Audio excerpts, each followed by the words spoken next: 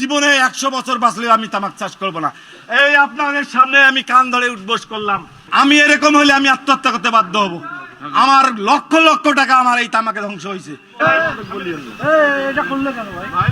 এটা করলে স্কুল মাঠে এটা করলে কেন? মানুষ কি একটা অবস্থা, তামাকগুলো কি হবে?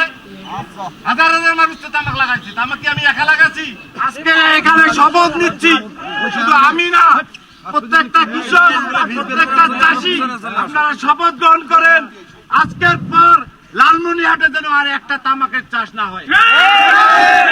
তামাকের চাষ বর্জন করে আপনারা আলু লাগান, ধান লাগান, ভুট্টা লাগান, গম লাগান, সরিষা লাগান, খাদ্য শস্য পণ্য উৎপাদন করুন।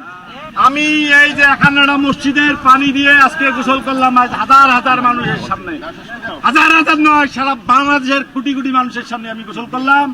আজকের পর আমি আর তামাক চাষ করব না। বিসমিল্লাহ।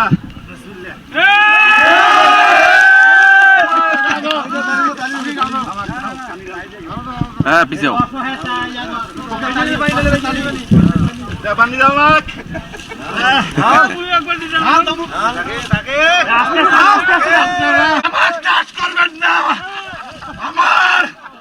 আমি মোটরসাইকেল বিক্রি করে, গরু বিক্রি করে তামাক লাগাচ্ছি। আজ মোটরসাইকেল বিক্রি করে তামাক কিনতে লাগার পর সাইকেল কেনার ক্ষমতা আমার নাই। দেখেন তামাক আমি পড়া দিচ্ছি, আমার বাড়িতে হাজার হাজার মাল তামাক আছে। আপনি এখন বারান্দায় চলে তামাক কেনার মানুষ নাই।